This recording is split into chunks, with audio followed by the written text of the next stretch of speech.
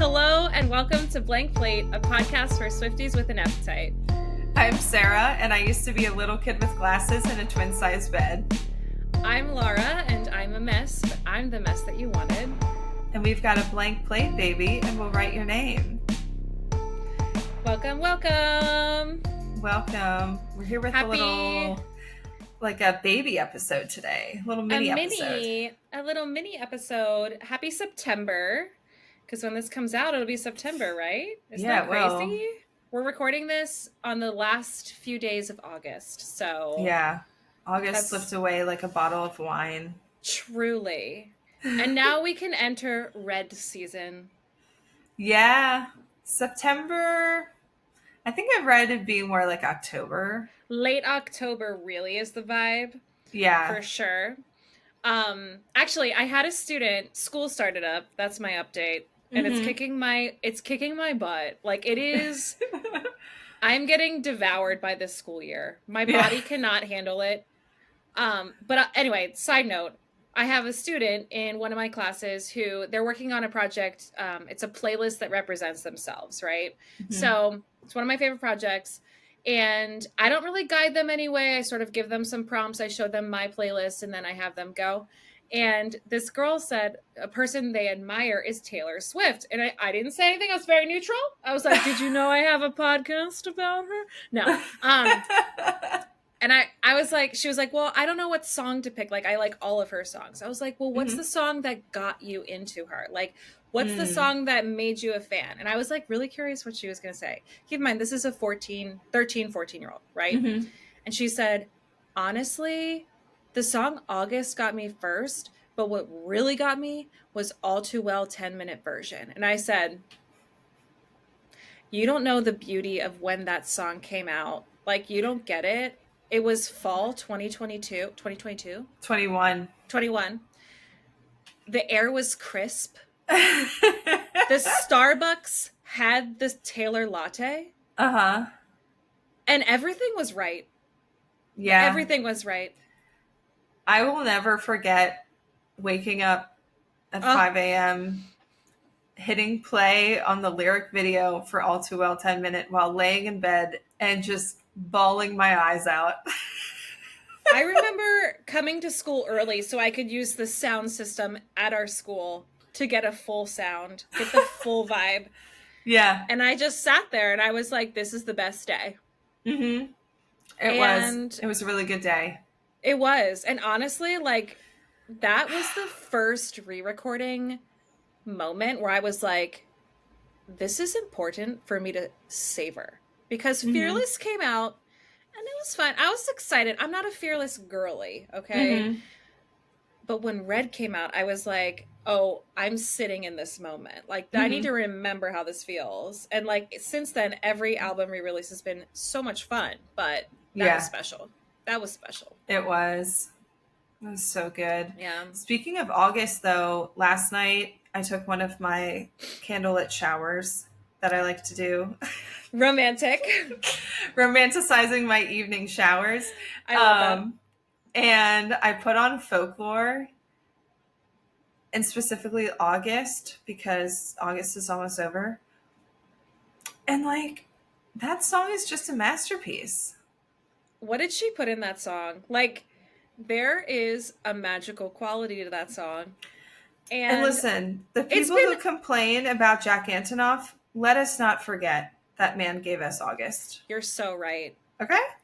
We can thank him for that and Getaway Car. I mean, honestly, seriously, he can retire. He can retire. He's done his job. Yeah. There is no Jack Antonoff slander, although I do love all of her Aaron Dessner songs. Anyway. Yeah, obviously. We can love them both. And you're right. That man gave us August, so that's for real. Also, like, listen, that song is so overplayed. That song is on every TikTok video. That song is on everyone's feed. It is literally, but yet still, it hits. I will never be tired of it. No, never. Mm-mm. All right, so what are some updates besides us, obviously, seeing August slip away to a moment in time? Well, I'm coming out of, like, a crazy time because... Yes, you are. all in the same week, I got COVID. I got my period. Literally, like the day I tested positive on COVID, my period was like, what up? Ready for some really bad cramps on top of your COVID? So that was fun. And something went wrong with my car. And the sewer main line in my house clogged. So that was all in 1 week. Big thumbs up. Big thumbs up. Mercury is in retrograde. I don't know. It's doing something. The planets are planeting, that's for sure. In a few days, though, I do leave for a nice belated honeymoon trip down to the Florida Keys. So part of me was like, I can't believe all this stuff is happening right before I leave. But then again, it's like, thank God it all happened before I left. Right. Imagine all of that happening on your honeymoon. I know. Yeah. So my house is unclogged. Period's over. I just got over COVID and my car is fixed. And I'm driving down to Florida. So it worked out that I had to take it into the dealer anyway. Because I was like, I'm planning to drive this car down to Florida. Please make sure it will survive. Make sure it can come back with me. And it got the green light, so fingers crossed nothing happens on the road. You have to promise when you cross the state border into Florida, you put on Florida. Oh my gosh. Yeah. You have to. It like Josh keeps being like, "Are you excited? We're going to be like this time next week. We'll be in Florida." And I just go, "Florida." And I did tell him as soon as we drive into Florida, we're playing that. Absolutely. You have to. You have to. Yeah. Might have to play Carolina when we're in one of the Carolinas too. Yeah, there you go. Are there any other states that Tyler has done? I was just thinking that. Well, obviously north of us, yes. New York, obviously, Rhode Island. Yeah. Wasn't there a song during Fearless about... No, that was when she filmed the music video and she was in Maine and she loved Maine. Oh. Pennsylvania, duh, but we're in here every day. Georgia? I don't think she has any Georgia songs or anything. Yeah. I think Carolina's about it. Yeah, probably just Carolina and Florida. Yeah. Well, it will be played. It will be played. Plus, we have a 20-hour drive. I'm going to be playing the full anthology Tortured Poets, giving Josh the full rundown. Because he's kind of got like the Cliff's Notes. Yeah. You should play the game I played with Luke, where you play a song and you're like, figure it out. Right. You use your context clues from what I've dropped here and there. Right. What's this about? Yeah. It's great. I highly recommend. I probably will. It's a good idea. Yeah. So, and then you're getting your butt kicked by school. Anything else going on? Okay, my butt is getting kicked by school because I always forget how exhausting it is to be a teacher. Like, I mentally prepare myself, but like physically, I'm always shocked the first week. Also got my period the first week of school, so that's fun. Love it. We're like almost in sync. We're like a little off. But on the positive side, my school district has blessed me with the best news of my entire life. And I feel like I have a new lease on life. What? We now have a casual dress code. What? Like all the time? What does that mean, you ask? I can wear jeans every day I want. Yes. Wow. Yes. You don't even understand, people. Like, this is the biggest deal. That is a huge deal. I hate dress pants. I hate them. And they're so hard to find. Yes. And oftentimes with these trends that come and go, you find something and then 2 years later, it's not even what is in style anymore. Mm-hmm. So I feel like I can finally invest in great jeans. Yeah. I can dress how my personal style actually is. Mm-hmm. And like, here's the thing. I actually think I'm going to dress better because I have the freedom to dress and get myself dressed as I want to get dressed and not just schlep on whatever I want. Yeah. So I feel exciting. like I'm really this fall gonna lean into my Alison Bornstein 3-word method closet. And if you're like, what the hell is she talking about? I'll link it in the show notes, but Alison Bornstein is a stylist and she has a great book called, I have it over here, Wear It Well. But she has a 3-word method where you figure out your style in 3 key words and you sort of build it off of there. But yeah, I think I'm gonna lean in. Like I'm ready to like clean out this closet. Like those dress pants are going bye-bye. All right. That's like, awesome. Best Do you news have ever. like any jeans you're eyeing to add to your wardrobe? So I really need to like go in and try some stuff on because, or go online and just buy a bunch of different styles because I've really liked Old Navy for sort of like the Abercrombie dupe jeans that are out there. Okay. I don't remember the name of them, but I need to like figure out what the style is that I want to wear because I like a wide leg, but I also like a high-waisted, but like I have a couple. The Abercrombie like high-rise 90s relaxed is one. Yeah. I was going to recommend Abercrombie. That's like the only jeans I buy these days. But jeans are hard too because it also depends on like you have to find the brand that fits your body. Yeah. So I gotta figure out. Abercrombie is high on my list. I kind of know Old Navy fits my body really well, so I might just go in there and just try a bunch of different styles. I mean, Old Navy is not as high quality as like a Levi's, so I don't know. Yeah. But like Levi's don't fit my body. Yeah. But like I used to be a Madewell girly, as you know. I was like hardcore Madewell, and I'm now hardcore Abercrombie. And well, that's all I need to hear. I find that the Abercrombie jeans last longer than the Madewell jeans did. Well, that's excellent because I had a pair of Madewell jeans. They probably lasted me 6 years. Wow. Yeah. And I wore them all the time. And I love Abercrombie's just general style. So that's where I'm looking. And I feel like I just need to do a big old purchase and try some stuff on. But I'm so excited. The one rule is I can't wear hoodies, but I don't wear hoodies anyway. Have you ever seen me in a hoodie? No. See, like, I'm good. I'm solid. I'm solid. Like, I'm so excited. And I can wear sneakers. What? That's awesome. But I'm honestly, happy for you. all week I've been looking at how teachers dress and I'm like, oh, they look cute. Yeah. And like everyone needs to start adopting jeans as like part of business. Like, I'm sorry. They're not like, it's not like sweatpants. Exactly. So I don't know. Get with it, people. Right. Anyway. In other news, we need to discuss Short and Sweet. I fear Sabrina absolutely ate this up. I think it's a no skip album. Like it is a 10 out of 10. And I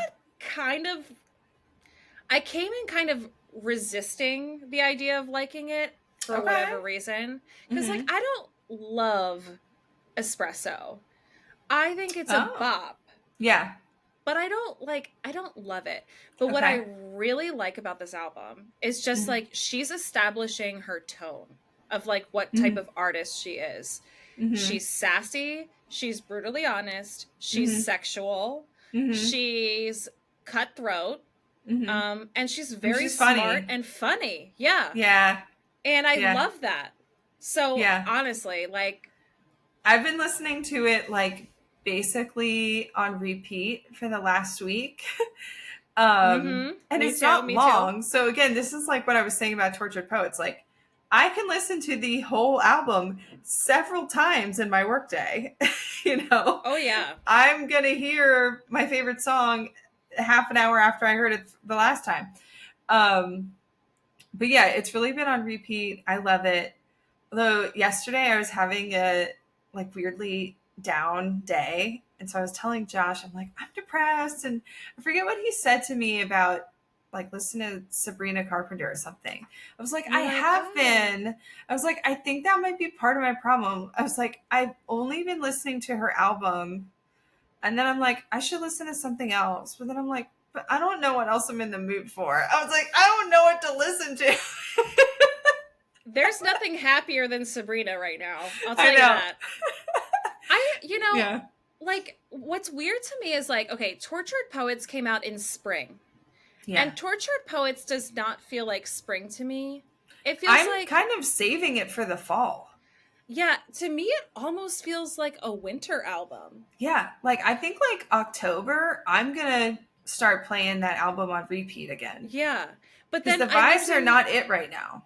No, definitely not. But I think Short and Sweet coming out right before fall makes no sense. It should have come out in May. July? Yeah, like June, July. Like, hello?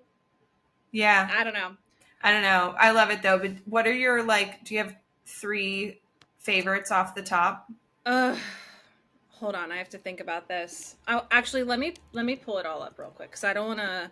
Okay. Well, let me say mine. I think my top 3, aside from like the 2 singles, are Taste, Sharpest Tool, and Slim Pickens. Okay.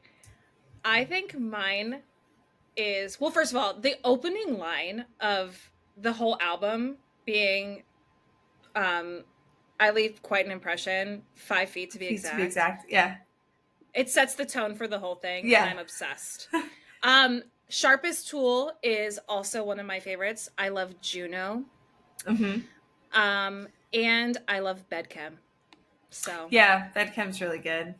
There's such a fun, like, old school sound to that, and honestly, the Shakespeare of it all is so good. That's why she's funny. She's really funny. Exactly. Yeah, she's really good at like having those funny little things that people latch onto from the songs, like "'Cause I'm a singer." Like she has a little thing like that in almost each of these songs. I know, and that's one of her things that she does really well. I also think it helps that we have some lore behind the songs. Like, we know that most of this album is about Shawn Mendes, and she is reading that man to filth. Like, she is calling him dumb in so many ways. Listen, and I love Shawn Mendes. I can't. But I think he's Mendes. A true himbo. No, I can't. No. No. Oh my god. Yeah. It cracks me up. Cher. It is funny. Okay. I just I can't. Yeah, it's so funny. But I saw like someone was talking about how like all of this stuff is coming out about this love triangle between Sabrina, Shawn, and Camila Cabello, and then people are like confused and going back to listen to Camila's album because no one really listened to it in the first place. Like, like glossed over that part because no one's really listening to her album. Oh my God. No. Also, it's very strange to me. Camila's hair looks exactly like Sabrina Carpenter's. Yeah. There's some very odd coincidences happening, and I'm like, I don't know if that's on purpose, but it's a little awkward. What's happening? Like, I don't know if that's on purpose, but but yeah, I feel like the lore adds a certain mystique to it too, because now people are like making super cuts of like the 3 of them and like pictures out together and like that sort of stuff.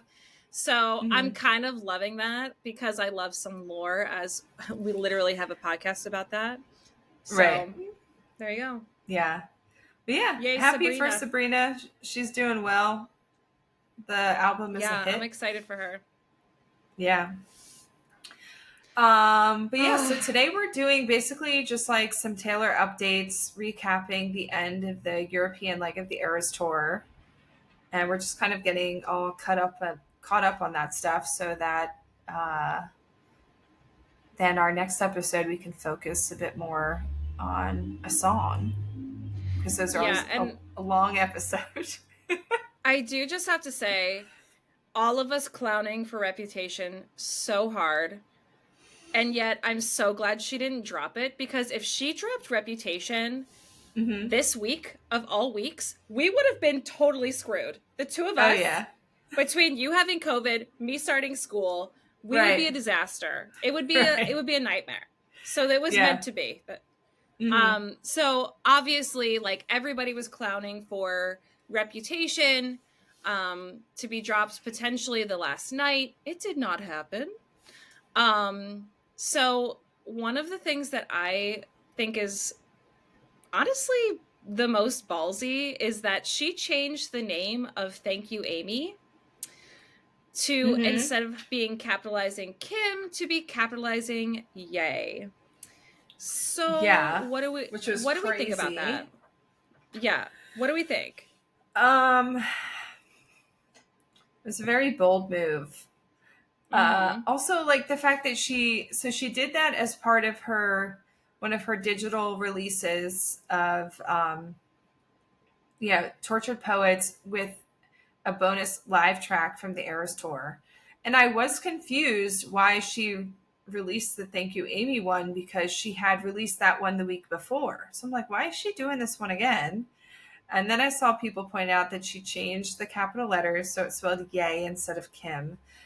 But yeah, so she was apparently doing that to block Kanye's album from #1. But the other thing is, like, we know that these digital sales don't actually make a difference in her being #1. So, like, she would be #1 without the digital sales. So yeah, I don't know if she's just making a point or having fun or just trying to boost her numbers even more for her own sake. I'm just curious, do you think it signals that perhaps her and Kim have talked? Oh. Like, is that a possibility? I guess it could be. I mean, as Kim has said over it, but it's clear that Taylor wasn't, at least when Tortured Poets came out. Right.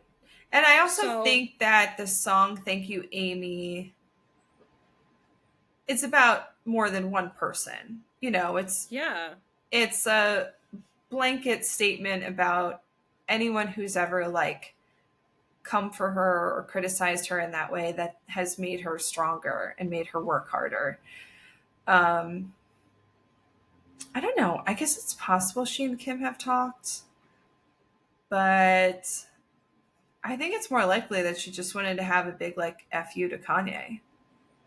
How ballsy would it be if Kim Kardashian were in the next music video for Rep? Honestly, like, I hope she's not. I think, okay. I feel like Taylor I hope Taylor has learned her lesson, because the whole Kanye thing, like, she forgave him and then he went and stabbed her in the back again. So I feel like even if she and Kim kind of technically make up, like, she's still going to be like, I want nothing to do with you. I don't actually think it would happen. You know? But, like, I don't think it would actually happen. But how crazy would that be? I don't see it happening for two reasons. One, because Kim and Kanye have children. They have to have some general respect towards each other. And doing that would be co-signing haterade on her ex-husband / the father of her children. You know what I mean? And two, I think you're right. I think that Taylor would just be like, okay, we've talked, but, like, you're not getting any shine from me. Like, yeah, like, she doesn't need to go out of her way to, like, put a spotlight on Kim just because Kim finally apologized, if she even did. You know what I mean? Yeah. I don't think I think it would be not in the spirit of Reputation to have her in it. Um, No. but that reminds me, do you think that Taylor is going to be on a remix of Sympathy as a Knife by Charlie XCX? Okay, so if people are like, what are they talking about? There has been conversations in which sympathy is a knife. There's certain lyrics in that song that point to, it's like, I don't want to see her backstage at my boyfriend's shows. Her Mm-hmm. boyfriend is in the 1975. Obviously, Taylor was linked with Matty Healy in the 1975. Mm-hmm. So the song signals that it's about Taylor. And what was the clue that was dropped? There was like a picture of like a bloody Yeah. It was like New York Magazine or something had a whole yeah. spread about Charlie and like an interview. But yeah, in the one picture, it's like her like hands cut off, but then her hand is in a cooler with ice. But there's these bracelets on it, and one says Charlie. They kind of look like the Eras Tour friendship bracelets, but I guess they also kind of look like these other bracelets that are popular in like the EDM scene. Yeah, I have So read that. I I mean, don't know. I do think that signals that it could be an Easter egg that Taylor, but I also think it's, if those are supposed to represent friendship bracelets after the potential Vienna attacks, that's kind Hmm. of really distasteful. So I Hmm. want to believe that it's not that, that it's actually like the bracelets you were saying with like EDM Hmm. culture. Yeah. I want to believe that. But I don't know. I don't, she has been doing a lot of remixes. She Hmm. had Lorde, she had Billie Eilish. It could happen. Hmm. I just don't know because Charlie really hasn't gone out of her way to like praise Taylor, Hmm. but Taylor's gone out of her Yeah. way now to praise her. So Yes, maybe, because there was a I don't quote from know. Taylor in that article talking about like how much she respects Charlie and stuff. Yeah. And also in the article, they asked her like, "Did you ever consider removing that line that like implies that it's about Taylor?" And she just said no. And then there was just silence. And she's like, "I know you're trying to get me to talk more, but like, I said no. That's all I No. have to say about it." I I don't don't know. know. I don't know. I feel like the inclusion of Taylor in that interview specifically had to be approved by Charlie and her team. Mm-hmm. So it signals that they have talked and they have a mutual respect for each other, and it's possible that that may mean a collaboration. Mm-hmm. It would be wild. I don't know. Do you think it'll happen? I don't know. I'm really like neutral about it. I could see it going both ways. I hope it happens Same. because I think it would be cool. Yeah. I would love to hear Taylor on some remixes for sure. I would like Hmm. Karma to sound like a Brat Summer vibe. Yeah. So we'll see. I don't know. I'm sort of neutral too. I'd be curious to see if it'll happen, but I'm not holding my breath. Um, The main thing I would be curious about is if they did this, what would Taylor sound like on it? yeah. Taylor doesn't, I don't know. Like, is she going to do like rapping Taylor or like I don't some know. like melody that she writes on top of it slash in the background? Like, I don't know what vibe it would be if Taylor was on it. I don't know either. I'd have to re-listen to the song with like an open ear, but like Mm-hmm. Taylor can definitely do some rap speak singing. We know that. Mm-hmm. But like Yeah. is that gonna be the vibe, or are they gonna like strip it back? What if they like stripped it back and did it like, Mm. nah, that wouldn't make sense for Brad Summer. I don't know. I I don't know. don't know. Time will tell. Time will tell. All right. In addition to obviously, thank you, Amy, being changed, the big talk was the London shows. And you've Yeah. been an Eras Tour surprise song like savant. You have been on top of this. So do you want to run Hmm. down what's going on, what went on each night? Okay, yeah. So the last 5 nights of London, which is actually London's nights 4 through 8, because we had 1 through 3 earlier in the summer. Um, so just like some highlights of them. Night 4, we had Ed Sheeran as a guest. So they did a medley on guitar. for this surprise song, which included one of Ed's songs, which she doesn't normally do. So that was cool. The next night, night 5, she had a new star dress. Was that for the Midnight's bodysuit? Is that what you're talking about? Yep. Yeah. So that was cool. She did London Boy, which we were all wondering, would she do it? But she did, just by itself, did not mash it up with anything on guitar. She seemed to have a lot of fun playing it, which was great. But then she went right to the piano and played a mashup of Dear John and Sad, Beautiful, Tragic. So she really stabbed us in the heart with that one, didn't she? Yeah, she kind of turned around and was like, let's not get too crazy. I don't love the London Boys so much anymore. Right. Yeah. And then night 6, we got I Did Something Bad on guitar, which had everyone clowning once again that Reputation must be coming because I think it was the last one. It's the only song that was left on Reputation that she hadn't done yet. Yes. And she didn't even say it's one of her favorite songs. Yeah. So a lot of people assumed that was going to be performed in the Eras tour if she were to change the Reputation era. Mm-hmm. But when she did that, I sort of was like, oh, okay. So she's literally wiping clean everything in these surprise songs. Like, she is just like, right. All right, here we go. And then night 7, nothing crazy happened. But the finale on night 8, we had a lot. We did not get a Reputation TV announcement, unfortunately. But during the Tortured Poet set, right after So High School, they went into Florida with Florence and the Machine. Full choreography, everything. And this was what they must have been rehearsing, because there were rumors that they had been rehearsing a few nights before at the stadium between like 8 p.m. and 2 a.m. with like flashing green and red lights.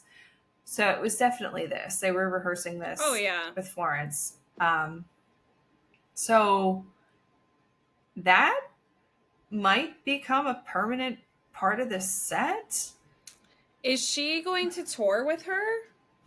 I don't know. Like, that's what I'm wondering. Like, will it just be on certain dates, like if Florence can be there? Or will they do it without her? Because she's such an integral part of it. So I don't know if they'll do it. But this is interesting because her next shows are in Florida, right? Aren't they in Miami or whatever? Right.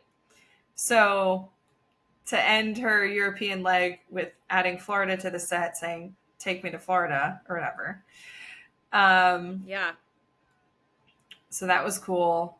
And then for surprise songs, Jack came out for guitar and they did Death by a Thousand Cuts mashed up with Getaway Car. And they did their little like reenactment of them writing Getaway Car that has become this like viral meme of a moment.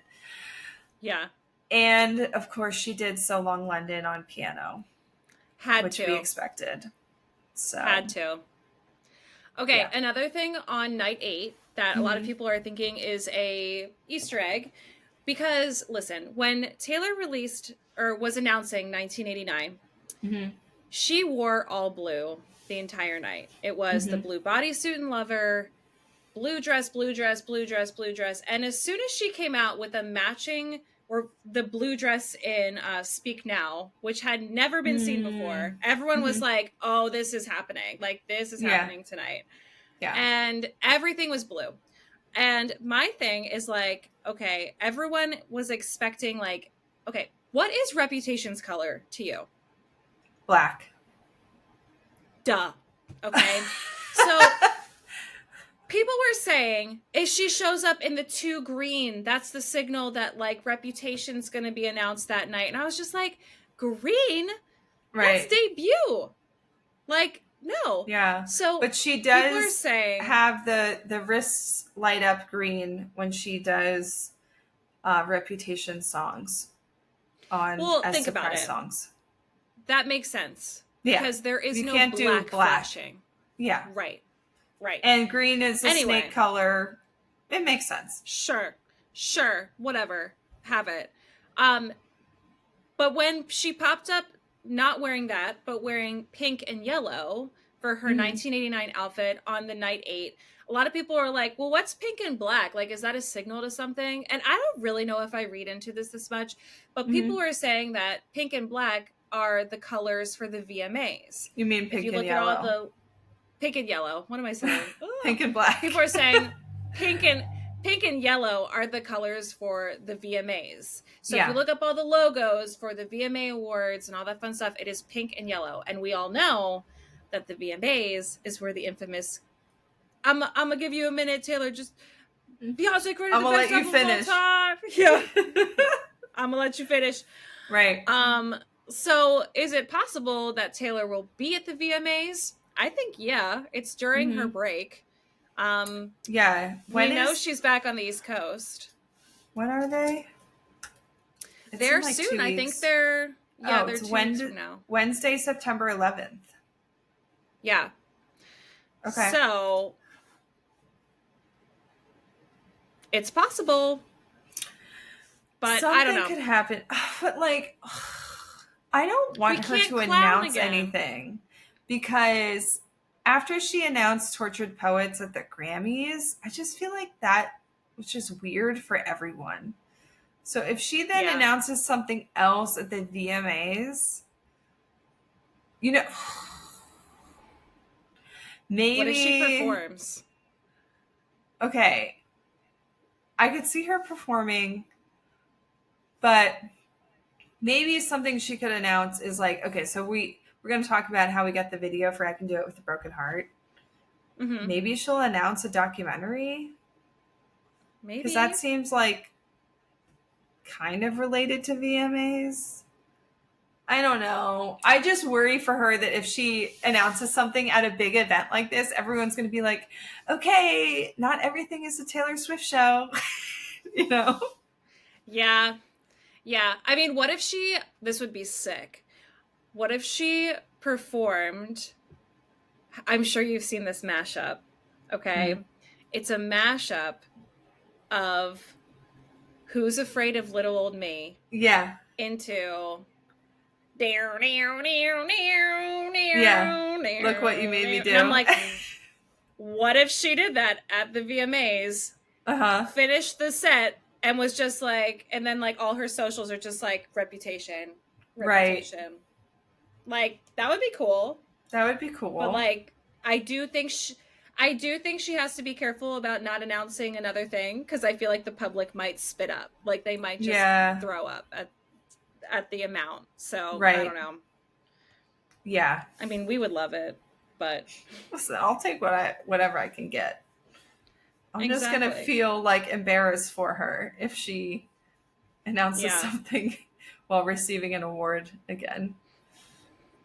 I don't know. I think she's like past the point of doing that. Not the right vibe. Anyway, do you want to talk about the video for I Can Do It With a Broken Heart? Oh, yeah, because that was the other thing that happened on the night 8 finale. Oh, no, I lost she like didn't even... I don't think she even said anything. Well, you were watching the live stream at this point. Did they say anything about the music video, or did it just start playing on the screen after Karma when everything else was over? I will tell you.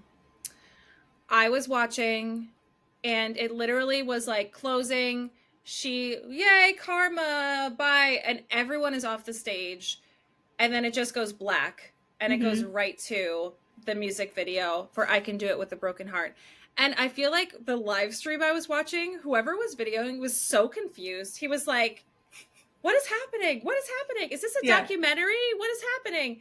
Yeah. And it is documentary footage of them rehearsing and behind the scenes things. There's so many fun tidbits we can talk about. But one thing that's interesting is that it's copyrighted. I Can Do It With a Broken Heart. Copyright Taylor Swift. Yeah. And it's the official video instead of official music video. Yeah. Which a lot of people are like confused about because everything else is labeled official music video. This is just a video. So people are kind of taking this as an Easter egg that it might be a documentary. Yeah, and so normally at the end of her music videos, it just says copyright Taylor Swift, because you can't copyright a song title. Right. Because other people can write songs with the same title. So right. The fact that it says I Can Do It With a Broken Heart, copyright Taylor Swift. Yeah.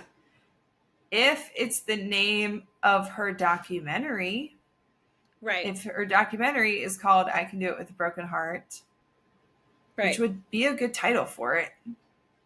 Especially if we're going to get some like real personal behind the scenes stuff that unfolded during the tour. Yeah. That would be cool. There's a lot signaling that it wasn't just rehearsal for the addition of Tortured Poets. For example, there's under the stage snippets where like she's like riding the little thing underneath the stage. It shows her like in the cart that she gets wheeled into. Like she's having so much fun with the dancers. There's moments where they're just like in a powwow, just like doing this behind the stage. Like there's so many things that are not related to the song. Yeah, they've clearly been getting high quality documentary footage the whole time. Because some people also pointed out that some of these clips are clearly from like the original rehearsals, like before the tour even started. So it's not like this was thrown together while they're working on the Tortured Poet set. Like this, she has been filming everything. Yeah. So why would she not make a documentary? Right. And we've seen cameras following her backstage. We've seen a couple snippets of that. People from like higher angles are able to see that. But something about the copyright is a huge giveaway to me. I mean, you can't fudge law. Like you can't like what is that? Like what else is she copywriting for real? So yeah, it might be a documentary for it might be an Easter egg for a documentary. I think it is. But there are a bunch of like different numbers in the thing too. And like as Swifties, we are trained to look for these sort of things. But I honestly like I'm at the point now where I think Taylor's Easter eggs are not as crazy as some people make them out to be. Like I'm not going in here and reading every single number that shows up on the music video. For example, there was one that said 125. And some people were like, that's it. January 25th. That's when we're getting Reputation or like whatever. And I was like, or just hear me out. That was in the background. Right. Like, so the one that I noticed was the clip of the person adjusting what I think is like the motherboard that deals with all of the lighting effects. There is a timestamp. And it says it's on like minute 213. And so obviously we know she loves the 13. But let me see what day of the week 213 is. Because that I forgot to look at.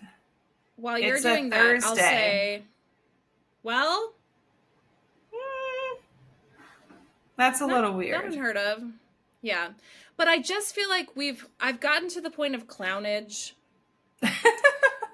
and I feel like there's so many Swiftie theorists out there that I'm probably like, I just am leaning more on the side of like, you guys, like, let it go. Like, let it go. Like, let the woman rest. Now, the one thing I do think is to me interesting, and I'm going to read into, are these boots that she was seen rehearsing in. Okay. All right, let's talk about it. Reputation, the one costume we have is her with that one leg out.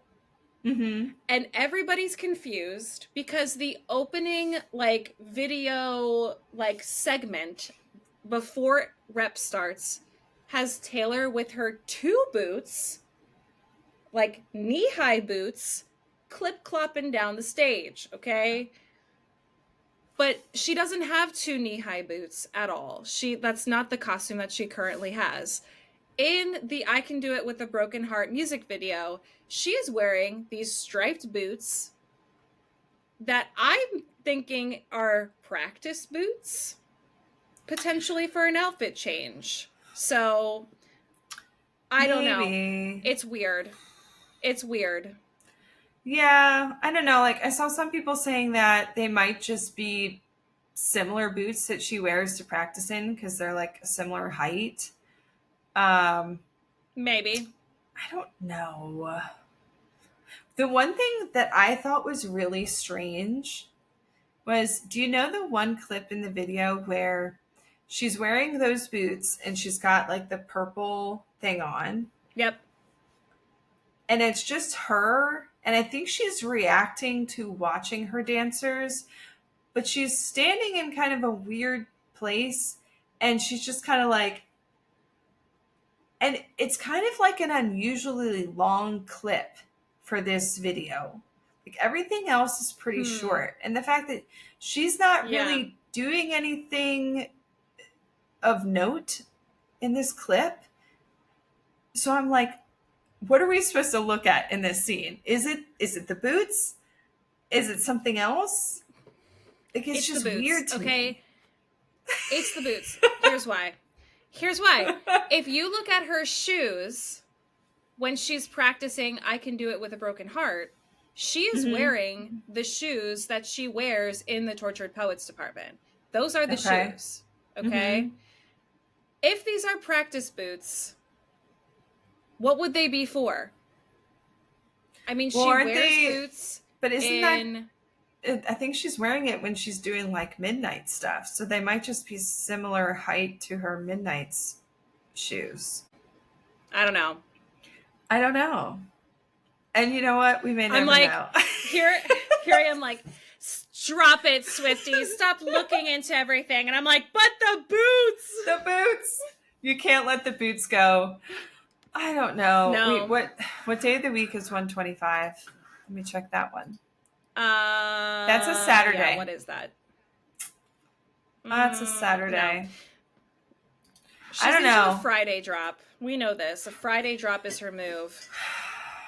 Yeah, I mean, maybe a 213 could be, like the documentary, because maybe it like premieres Thursday, February 13th. Because didn't her Eras Tour movie premiere on like a Wednesday or something? I can't remember, but I do remember that I couldn't go, so it would make sense that it was a Wednesday. Yeah, well, I mean, I think it premiered in theaters on Friday, but or maybe I'm thinking about when it went to streaming. Yeah, it's like this documentary might go straight to streaming. I don't know. We'll see. I think it would be, I mean, obviously we're both hungry. We're all hungry for a documentary. Like, yeah, this time of her life is so interesting.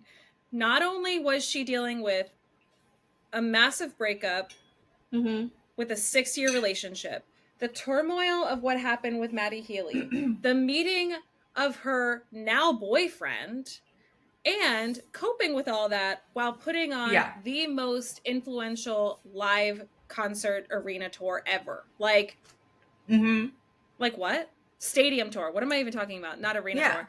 It's the biggest project ever. Like, what a time. There's going to be a documentary. Yeah. I don't know. Oh, wait. What? Speaking of documentaries. Okay. You and I both have to sit down and watch the Scooter Braun versus Taylor documentary. On HBO. Have you watched it at all? I haven't. And or I saw it on Amazon Prime or something. Whatever that one is. But I feel like we need to watch it. Probably, yeah. Although, I mean, our minds are pretty made up about that, but... I'm just saying. Yeah. Should we talk about her statement about the Vienna? What?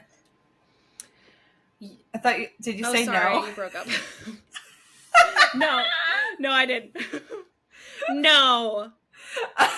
No, we should not talk about it. No, we should not. Okay, yes, we should talk about it. Okay. Wait, start that whole segment again, because that was a hot mess. I was like, what is she saying? Oh my God. Okay. Should we talk about her statement about the Vienna shows that she posted on Instagram? Yes. Yes, we should. Um, Yeah. okay. So she made a very lengthy statement after closing the London shows. Mm-hmm. And a lot of people were waiting because every city she makes a closing like Instagram post to thank people. And she didn't do Mm-hmm. one for Vienna, obviously, because she did not perform, but everyone was kind of waiting for her to acknowledge it. Mm-hmm. So she did in her summary for London, and Mm-hmm. it reads as follows: Having our Vienna shows canceled was devastating. The reason for the cancellations filled me with a new sense of fear and a tremendous amount of guilt because so many people had planned on coming to those shows. But I was also so grateful to the authorities because thanks to them, we were grieving concerts and not lives. I was heartened by the love and unity I saw in the fans who banded together. I decided that all of my energy had to go towards helping to protect the nearly 500,000 people I had coming to see the shows in London. My team and I worked hand in hand with stadium staff and British authorities every day in pursuit of that goal, and I want to thank them for everything they did for us. I want to be very clear. I am not going to speak about something publicly if I think doing so might provoke those who want to harm the fans who come to my shows. In cases like this one, silence is actually showing restraint and waiting to express yourself at a time when it's right to. My priority was finishing our European tour safely, and it is with great relief that I can say we did that. Yeah. So I Mic think this drop. statement, like, she really did kind of do a mic drop moment and laid it all out for us. And I think it makes so much Mm-hmm. sense now why Yeah. she didn't say anything. And I mean, anyone with half a brain was saying, like, if she and her dancers and everyone involved are not saying a peep, then they have Yeah. been told not to. Like, there Yeah. is a reason why they have not spoken about this. And it makes sense that well, I think, like, in general with this kind of like terrorist stuff, the more um like attention you give it, the more it like feeds it, and then you get 100%. things like copycat people who then get ideas from it, which is terrible. Right. Right. So the fact that they kind of like, by ignoring it, you're like taking the power away from it in a lot of ways. So for them to kind of ignore it and be like, our focus right now is to make sure that everyone coming to these 5 London shows is safe. Like, that has to be priority number one, and we're putting all of our energy towards that. And then this statement where she says, I want to be very clear. And I think her wording about this is really important. She says, I am not going to speak about something publicly if I think doing so might provoke those who would want to harm the fans who come to my shows. She Yeah. says, like, she's saying, I'm not going to speak about anything publicly if I think it might provoke people to harm my fans. And it goes back to what we were talking about Yeah. before with why I think she, like, it makes a lot of sense for her to not speak about like politics and stuff like that, specifically while she is on tour, because as we can see, she is Mm-hmm. already a target herself. And so if she Mm-hmm. starts speaking strongly about these really polarizing topics that can get these, radicalized people, upset or whatever, she is just putting herself and her fans at risk. And it's like, for what? Right. Like, she's an At what entertainer. cost? Yeah.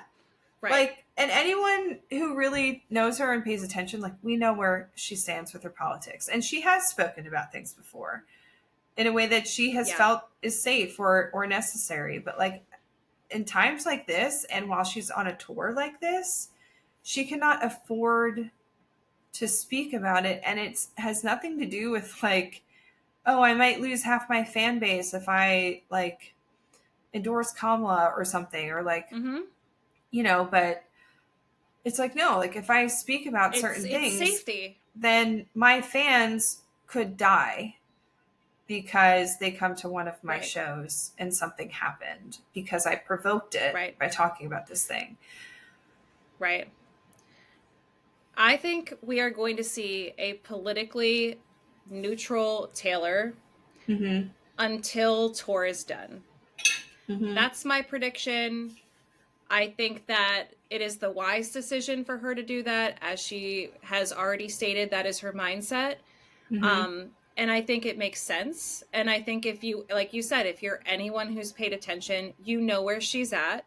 And this is like way bigger than just like getting a celebrity stamp of approval for a politician. This is like millions of people's lives at stake. So we need to show, like, as she said, silence is actually showing restraint. Like, she wants to say things, but she cannot, because she probably wants to say a lot. Expressing herself now, oh my God, like, there's so many things that we could talk about that she would probably, in a different reality, be advocating for or arguing against or posting about. But right now is not the time, and it is showing restraint by being silent because it is the right thing to do. It's the safe thing to do. And I think it'll be interesting to see after the tour is closed how she is going to, if she's going to say anything. If she doesn't have any live shows, she may decide to, or she could say, you know what, my safety is at risk if I make a statement, so I'm not going to. I'm no offense, but I'd rather see an alive person than a dead person because of someone choosing to share or not sharing their political statements. So that's where I stand. But yeah, I think the wording, like you said, let me be very clear, is pointing to way further than just the Vienna shows. I think that's pretty obvious, but and it acknowledges that she clearly heard the criticism coming from people being like, I can't believe she hasn't said anything. And it probably was like killing her to not say something, like it's probably driving her bonkers. Like she said, it was showing restraint. I'm sure she had so much she would have liked to say. And I mean, this Instagram caption was very long, and then she actually had to add a comment to her post where she then kind of did the more normal thing where she was like thanking her special guest appearances and stuff. But yeah, she clearly really wanted to say something about this, and then she was able to. And I'm glad that they were able to keep everyone safe for London, because I was worried. And I cannot imagine the fear that she had to go on stage and perform like that for her and her dancers, for everyone. Yeah. All right. So on a lighter note, what is our predictions for the rest of tour? So my prediction is, I don't think we're getting any re-recording stuff at this point. Like, if we haven't gotten the rep announcement yet, I don't think it's happening. And unfortunately, I think that she has laid out the pattern very clearly for us, and we were all just hoping that it would be different, but this is how it goes. In one calendar year, we get 2 re-recordings, like in 2021. The next year, we get a new album. In 2022, we got Midnights, okay? The following year, you get 2 re-recordings. 2023, we got Speak Now in 1989. 2024, we're just getting Tortured Poets, okay? 2025, we're getting the last 2 re-records. 2026, new album. So I think that's what's going to happen. But I do think something is happening on her birthday, December 13th, because it's a Friday the 13th, and she had that day as part of the Tortured Poets Spotify pop-up thingy. It said Friday, December 13th. So I think something is happening that day. I don't know what. Could be documentary related, but this will be right after the Eras Tour has completely wrapped. So I'm wondering, maybe we'll get the Eras Tour soundtrack album as like a birthday gift, like slash thank you to everyone for going on this crazy tour with her and turning it into what it was. I could see her being like, it's my birthday. I want to thank you for everything you did to make the Eras Tour such a magical time. Let's relive it together forever and ever. Here is the audio for you to listen to whenever you want. That's what I think, and that's what I hope. Yeah. That would be cool. Mm-hmm. That would be cool. Yeah. We have very different mindsets about this because I am fully convinced that Reputation will be announced sometime during this last leg of the tour. Okay. I don't know when. And I think because I just believe in the poeticness of the Eras Tour being encapsulated by all the re-recordings. I think that it's poetic. I think that it makes sense that she would try to use this specific time of her life to polish up all and tidy up all those loose ends so that when the Eras Tour is done, she can move on to the next thing. And I know it doesn't match up with her time frame because the time frame that you mentioned makes sense. I know that. Wait, but so are you saying that we would get the last two re-records before the Eras Tour ends? That would be Reputation and debut. Yeah, I do. I think what would happen is the last leg, I'm not sure when, Reputation is just going to be one of those drops. I don't think she's going to do an album rollout. I don't think she's going to do that. I think that she's just going to drop it. And I also think that maybe the last day of her entire like Eras Tour, we get debut. And it's like the thing that it's like coming full circle. Like it is that poetic, like I started here and I'm ending here complete. Like it's just beautiful. I think it's too much. Do I think it's too much? Yes, but I still believe it. And I'm convinced that she has Reputation is done. It is recorded, it is over, it is sealed, it is just sitting there. And I do think that she will have some changes to Reputation if she does release it during the last leg. How sick would it be if she opens up in Florida and it's just a new rep situation, like Paris, sick. Right. And I also think that if she were to add Reputation, she would have to cut like 3 songs, probably. Which made me think, okay, so I was like, wait, what did she cut when she added Tortured Poets, right? And I had completely forgotten. Well, she obviously removed the Archer, Long Live. She removed the one, Tolerate It, the Last Great American Dynasty. But I totally forgot that she sang 'Tis the Damn Season. Yeah. Did I black out during that? Like, I think I might have. So yeah, I'm like, what 3 songs would she cut? And so you think she would add like 3 songs to the Reputation set? I don't know if she would add 3 songs, but I do think she's definitely going to add I Did Something Bad. Obviously. Yeah. I think she's probably going to do gosh, I don't know.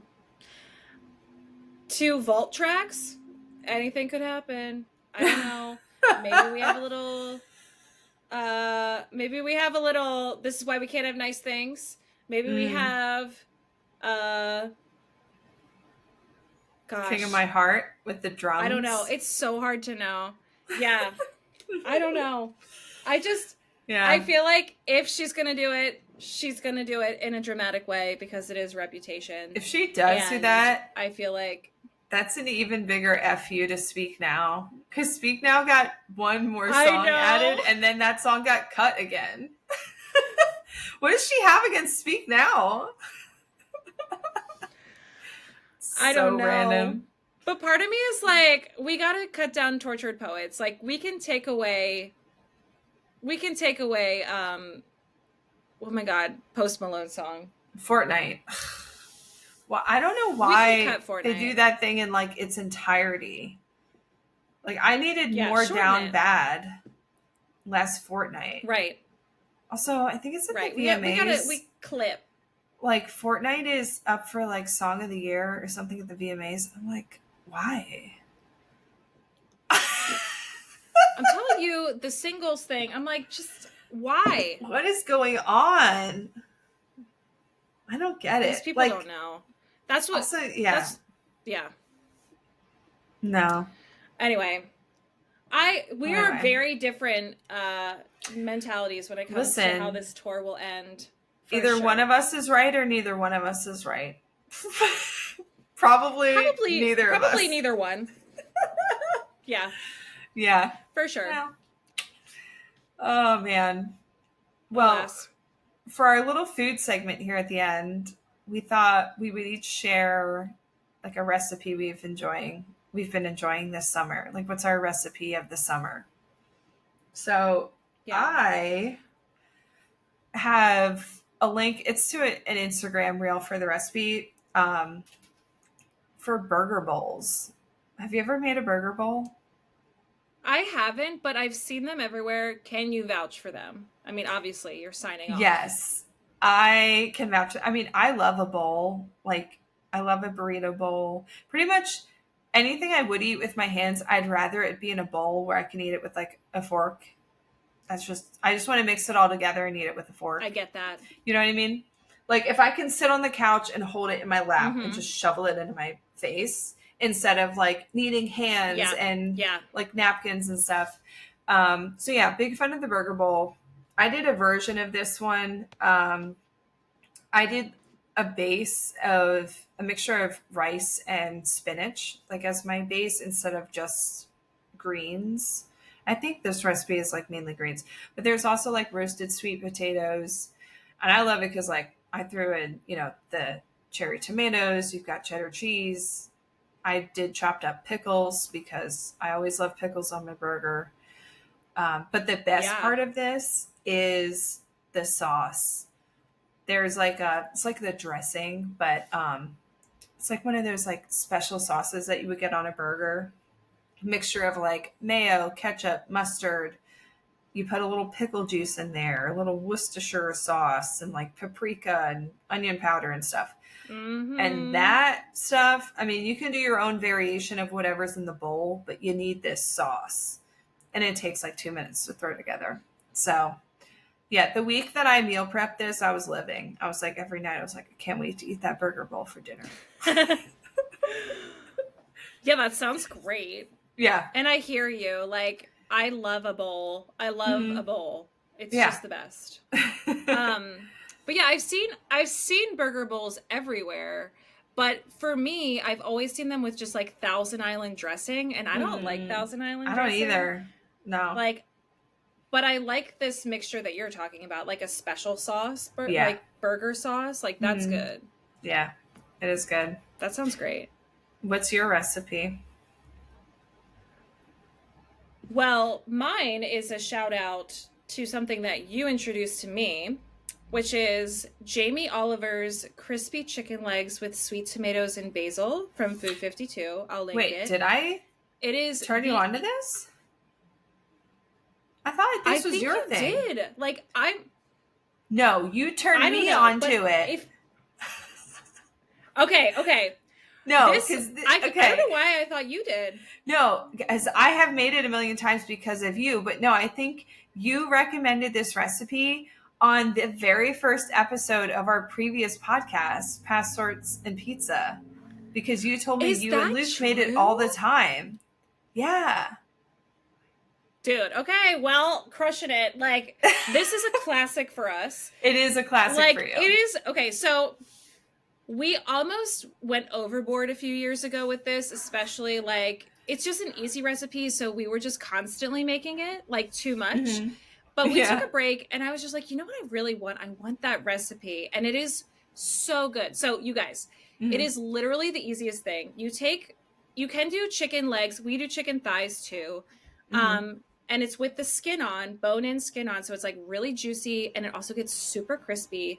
But you basically just smear it up with some olive oil, salt, pepper, and then you also toss in cherry tomatoes that get so succulent and sweet because like the fat of the chicken sort of like renders them and makes them all delicious. Yeah. And then you have basil, and then you have these whole garlic things, and those things are so bomb. You don't even like take the skin off the garlic. You pop it in there, you smother it with olive oil, salt, and pepper, and you just stick it in the oven for like, I forget how long. It is the easiest recipe. Yeah. Also, like, if you want textures, it's like crispy. You can put it over like the recipe says you can put it over like mashed potatoes, but honestly, we've been having it plain, and it is so good. It is so good. Do you add the beans to it? Because that's also an option. It's like a can of beans. I have before, but recently we just haven't been doing it, and it's still just as good. I've been avoiding the beans just because I can't have them right now with how I'm eating. But like, truthfully, the recipe as it stands is delicious. I'm like obsessed, and I'm hoping not to overdo it. But like revisiting this a few times over the summer, I was just reminded of like how good this recipe is. So yeah, Jamie Oliver's crispy chicken legs. It's delicious. I might have to make that before the summer really ends here. Yeah, those cherry tomatoes, it's delicious. Oh, I love it. So good. I know. It's really good.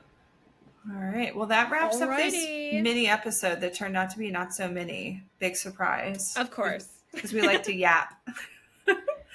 We're yappers. We love to yap.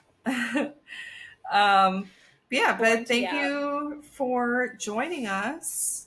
And if you'd like to support the pod, please give us a follow at Blank Plate Pod on TikTok and Instagram. And don't forget us over on YouTube if you want to watch us and our lovely faces. We're at Blank Plate Podcast over there.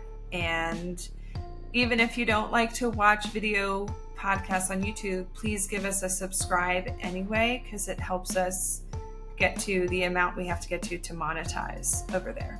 So that would just be helpful. Yes, absolutely. And you can check out our website at blankplatepodcast.com and send us an email at blankplatepod@gmail.com. Let us know your thoughts. How do you think the Eras Tour is going to summarize? Are we going to get anything? Are you on Team Sara? Are you on Team Laura for each one? Yeah. And you can leave us a voicemail or text us at 717-382-8313. Let me say that again. Just add it to your contacts, and you can text us, like literally any of your theories. 717-382-8313. Text us, boo. Tell us your thoughts. Please. And until then, we have the time of our lives with you. And you know, it's time to go. Bye. Bye. Peace out.